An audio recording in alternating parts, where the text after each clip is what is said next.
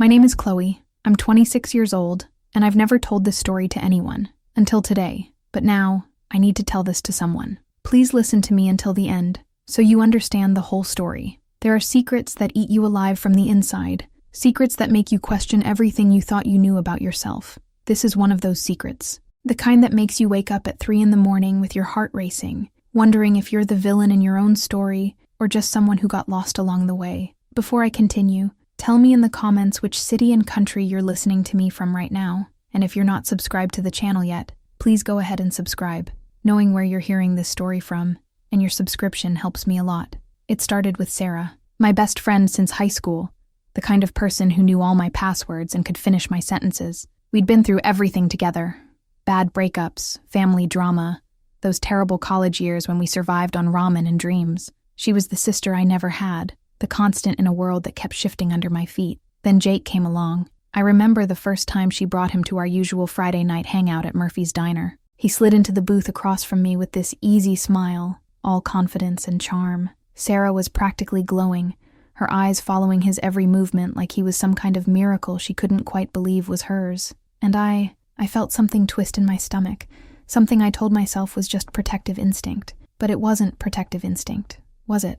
Not really. Jake had this way of looking at you like you were the only person in the room, even when Sarah was right there beside him. His laugh was too loud, his compliments too smooth, his hands wandered too freely when he thought no one was watching. I saw the way he'd check out the waitress when Sarah went to the bathroom. I caught him scrolling through other girls' Instagram photos when she was telling him about her day. Sarah couldn't see it, or maybe she didn't want to see it. Love makes you blind that way, doesn't it? It makes you ignore all the red flags because you're too busy staring at the pretty colors. I told myself I had to protect her. That's what I told myself every single night as I lay in bed, thinking about his laugh, his smile, the way his eyes lingered on me just a second too long when we said goodbye. I convinced myself that my racing heart was just anger, just righteous indignation on behalf of my best friend. I was going to prove he was a cheater. That was my plan. Simple, clean, morally justified. I'd catch him in the act, show Sarah the truth, and we'd both be better off without him. So I started small.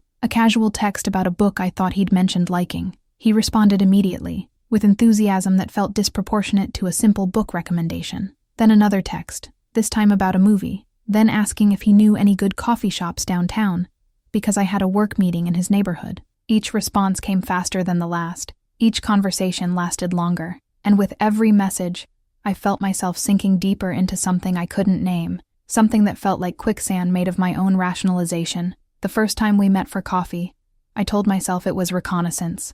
I ordered a black coffee because I thought it made me look serious, professional, like someone conducting an investigation rather than someone whose hands were shaking as she typed his number into her phone. He was late, which I added to my mental list of his failings. But when he walked in, slightly out of breath, his hair messed up from running, apologizing with that crooked smile, I felt my resolve crack just a little. Sorry, he said, sliding into the seat across from me. My boss kept me late. You know how it is. I didn't know how it was. I worked freelance, made my own hours, lived in controlled chaos. But I nodded anyway, and we fell into conversation like we'd been doing this for years. He asked about my writing, really asked, in a way that made me realize Sarah had never shown that much interest in my work. He remembered details from our group conversations that I'd forgotten I'd shared. He laughed at my jokes. Not the polite laugh you give your girlfriend's friend, but the real kind that made his eyes crinkle at the corners. And when our hands brushed reaching for the sugar, I felt electricity shoot up my arm like I was 17 again. I should have left then. Should have made some excuse, gone home, deleted his number, and forgotten the whole stupid plan. Instead, I suggested we walk around downtown, just to extend the investigation, I told myself, just to gather more evidence of his unfaithfulness. We walked for 2 hours, past the old bookstore where Sarah and I used to spend entire Saturdays, past the park where she'd had her first kiss with someone else, years before Jake, past all these landmarks of our friendship, while I was busy betraying everything those places represented. Jake told me about growing up in Oregon, about his brother who died in a car accident when he was 19, about how he'd moved here to escape memories that felt too heavy to carry. He talked about wanting to write a novel someday, about feeling like he was sleepwalking through his life in marketing, about dreams that felt too big and too fragile to say out loud.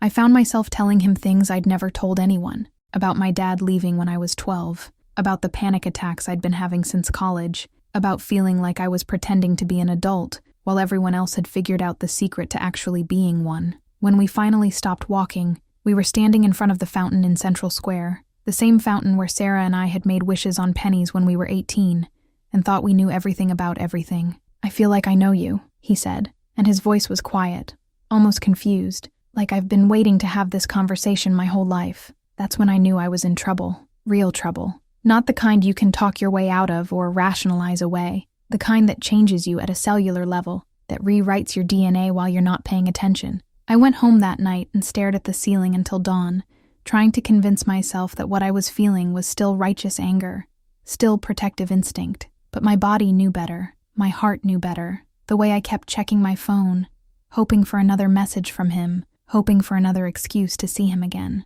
The second coffee date happened 3 days later. This time, I didn't even pretend it was about Sarah. We talked about books, about movies, about the way morning light looks different in autumn. He told me I had beautiful eyes, and instead of thinking about Sarah, instead of remembering my supposed mission, I felt myself bloom under his attention like a flower that had been waiting years for sun. "I shouldn't be here," I said, finally voicing what we both knew. "I know," he said, "but I'm glad you are." And that's when he reached across the table and touched my hand, really touched it. Not the accidental brush from before, but a deliberate electric connection that made the rest of the world disappear. I should have pulled away, should have reminded him about Sarah, about loyalty, about all the reasons this was wrong. Instead, I turned my palm up and let his fingers interlock with mine. We sat like that for what felt like hours, holding hands across a tiny cafe table while the world moved around us, and I felt like I was falling and flying at the same time, like I was becoming someone I didn't recognize, someone who could want something this much, someone who could betray her best friend with just the simple act of not letting go. That night, Sarah called me to talk about how happy she was, how Jake was different from all the other guys, how she thought he might be the one. I made all the right sounds, said all the right words, while my hand still tingled from his touch. "I'm so lucky," she kept saying. "I'm so lucky." And I agreed with her, hating myself more with every word. The third time we met, it wasn't for coffee. Jake suggested a walk along the river trail, somewhere quieter, somewhere we could really talk. I knew what that meant, knew where this was heading, and I went anyway. The October air was sharp and clear, making everything feel more vivid, more immediate. We walked for miles, talking about everything and nothing, building this invisible bridge between who we were and who we were becoming together. When it started to rain, we took shelter under the old covered bridge near Maple Creek. We were both laughing, soaked and breathless, and suddenly the laughter died away, and we were just looking at each other in the gray afternoon light. "This is crazy," I whispered. "I know," he said, but he was moving closer, and I wasn't moving away. "Sarah is my best friend. I know. She loves you. I know. But I couldn't finish the sentence. Couldn't say the words that would make this real, that would cross the line I'd been dancing around for weeks. He said them for me. "And you love me." It wasn't a question. It was a statement, quiet and certain, and hearing it out loud felt like having my chest cracked open, and all my secrets spilled out in the rain. I should have denied it, should have laughed it off, made some joke, rebuilt the walls that kept me safe and moral and loyal. Instead, I nodded, barely breathing, watching his face change as the truth settled between us like something alive and dangerous. When he kissed me, it felt like coming home and committing a crime at the same time. His hands were in my hair, mine were clutching his jacket, and for those few perfect, terrible moments, there was nothing in the world but us and the sound of rain on the bridge roof. I pulled away first, gasping like I'd been drowning. "We can't," I said, but I was still holding onto his jacket, still close enough to feel his breath on my face. "I know," he said again, but his forehead was pressed against mine, and neither of us was moving. "She's going to find out. I know. This will destroy everything. I know." But knowing didn't stop us. Knowing didn't make us strong enough to walk away. We stood there in the rain, holding each other like we were the only two people left in the world, and I felt something fundamental shift inside me, some tectonic plate of my identity sliding into a new and irreversible position. That night, I deleted all our text messages and blocked his number, trying to erase what had happened, trying to pretend I could go back to being the person I was before. But you can't unknow what it feels like to be seen, really seen, by someone whose attention feels like sunlight after years of shadow. 3 days later, he found me at the coffee shop where I always worked on Thursday mornings. He didn't say anything, just sat down across from me with his own laptop, and we worked in silence for 2 hours, not looking at each other, but intensely aware of every breath, every movement, When I got up to leave, he followed me outside. "I can't stop thinking about you," he said, and his voice was raw, almost angry. I've tried to be the guy Sarah deserves. Tried to forget what happened, but I can't. You're in my head, Chloe. You're under my skin. I wanted to be strong. Wanted to tell him to go back to Sarah, to forget me, to be better than this. Instead, I heard myself say, I can't stop thinking about you either. And that's how it started. Really started. Not with a grand gesture or a dramatic moment, but with a quiet admission in a parking lot on a Thursday morning that neither of us was strong enough to do the right thing. We began meeting secretly, telling ourselves we were just talking, just being friends, even as the space between us grew smaller and more electric each time. Coffee turned into long walks. Walks turned into sitting in his car when it was too cold to be outside. Sitting in his car turned into him driving me home, then sitting in my driveway talking until the windows fogged up, and we ran out of reasons not to touch each other. The first night he came upstairs to my apartment, I told myself we were just going to watch a movie. Sarah was out of town for work, visiting her sister in Portland, and Jake said he was lonely, said he missed having someone to talk to. I made us dinner, opened a bottle of wine, put on some documentary about ocean life that neither of us watched. We sat on opposite ends of my couch at first, maintaining the pretense of friendship, of boundaries that meant something. But gradually, inevitably, we moved closer, his arm along the back of the couch, my legs tucked up under me, almost touching his thigh, his fingers playing with the ends of my hair. "Tell me about the first time you knew you wanted to be a writer," he said, and I found myself talking about being 8 years old, writing stories about princesses who saved themselves, about heroes who looked like me. He listened like my words were the most important thing he'd ever heard. His hand moved from my hair to my cheek, thumb brushing across my skin like I was something precious, something worth cherishing. "Sarah doesn't know how lucky she is," he said, and the words hung in the air between us like a challenge. "Don't," I whispered. "Don't bring her into this. She's already here," he said. "She's always here, isn't she? In every conversation, every look, every moment we steal." He was right, and we both knew it. Sarah was there in the guilt that followed me everywhere, in the way I jumped every time my phone buzzed, terrified it would be her calling with some intuition about what I was doing. She was there in the mirror when I got dressed, choosing clothes I thought he might like while hating myself for caring. She was there in every lie I told, every deflection, every time I had to pretend to be happy about their relationship while dying inside. "I never meant for this to happen," I said, and I was crying now, had been crying for weeks without realizing it. "I know," he said, pulling me closer. Neither did I. When he kissed me this time, it wasn't desperate or urgent like before. It was soft, careful, like he was trying to memorize the shape of my mouth, the taste of my tears. I kissed him back like I was drowning and he was air, like he was the answer to questions I'd been asking my whole life without knowing it. We made love on my couch that night, slow and careful and earth-shattering, while Sarah's latest photo with him smiled at us from the refrigerator 10 feet away. Afterward, we lay tangled together in the dark, and I felt like I'd been split in half. Part of me had never been happier, and part of me had never hated myself more. "What are we doing?" I whispered into his chest. "I don't know," he said, his hand moving through my hair. "But I can't stop. I don't want to stop." Neither did I, and that was the most terrifying thing of all. For 3 months we lived in this strange half-world of stolen moments and secret meetings. He would text me from the bathroom when he was out with Sarah. I would make excuses to leave group gatherings early, then meet him 20 minutes later in parking lots where we'd talk and touch, and pretend we weren't destroying everything that mattered. The worst part wasn't the sneaking around, or the constant fear of getting caught. The worst part was how right it felt when we were together, how easily we fit into each other's lives, how he remembered that I liked my coffee with oat milk and bought books by authors I mentioned in passing. The worst part was realizing that this thing we'd built in the shadows felt more real than any relationship I'd ever had in the light. Sarah started noticing changes, not in Jake. He was good at compartmentalizing, at being present when he was with her. But in me, I was distracted, distant, always checking my phone. I stopped calling her as much, stopped initiating our usual hangouts. "Are you okay?" she asked one night when the 4 of us, her, Jake, me, and some guy she'd set me up with, were at dinner. "You seem different lately." I was different. I was in love with her boyfriend and slowly losing my mind trying to figure out how to live with that truth. But I smiled and blamed work stress, said I'd been having trouble sleeping. "Maybe you should see someone," she said, reaching across the table to squeeze my hand. "You know I worry about you." The kindness in her voice, the genuine concern, made me want to disappear into the floor. Here she was, trying to take care of me while I was systematically destroying her life behind her back. Jake's eyes met mine across the table, and I saw my own guilt reflected there, multiplied and magnified. We both looked away at the same time. That night, after I'd gone through the motions of a polite but lifeless date with Sarah's setup, Jake texted me, "We need to talk." I knew what that meant. I'd been expecting it, dreading it, hoping for it. The double life was becoming impossible to maintain. Something had to give. We met at our usual spot by the river, even though it was November now, and too cold to be outside for long. He looked tired,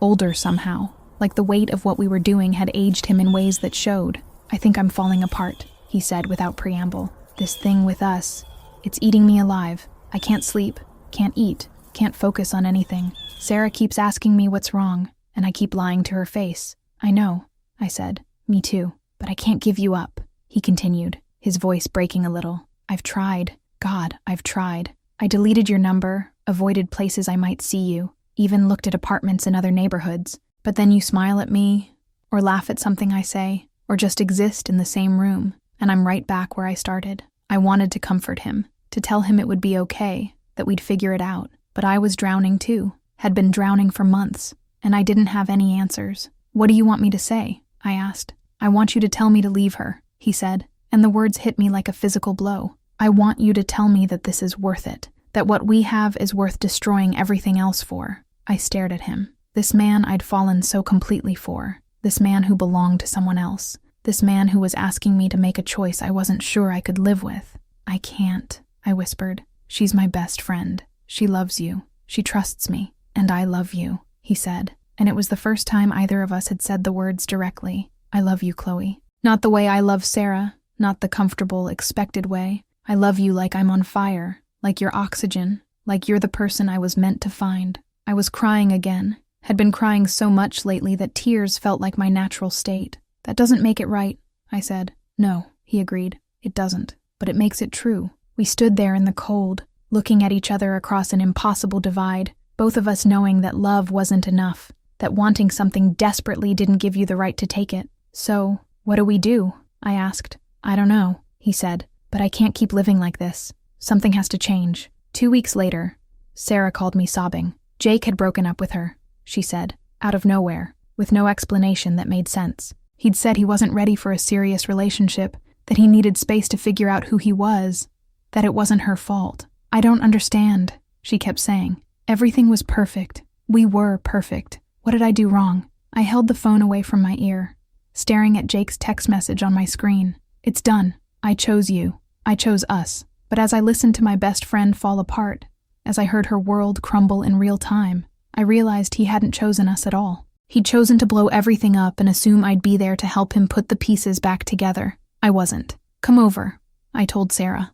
"I'll make tea. We'll figure this out." When Jake showed up at my apartment the next morning, expecting celebration or relief or gratitude, I wouldn't let him in. "What we did was wrong," I told him through the door. "What we did hurt someone I love. And now that it's over, now that there's nothing standing in our way, I realize that I don't want something that started with betrayal. I don't want to build a life on Sarah's tears." "You don't mean that," he said. "You love me. You said you love me." "I do," I said, and it was true, would always be true. "But I love her too, and I love myself enough not to become someone I can't live with." He stayed on my doorstep for an hour, talking through the door, pleading, promising, trying to convince me that we could make it work, that love was worth any price. But I'd already paid too much. We all had. I never saw him again after that day. He moved away a month later, took a job in another state, disappeared from our lives as suddenly as he'd entered them. Sarah cried for weeks, then months, then gradually began to heal. She never knew the real reason he left, never suspected that I was the other woman in her own love story. I thought about telling her 1,000 times, came close a few dozen, but what would be gained by destroying what was left of her trust, what was left of our friendship?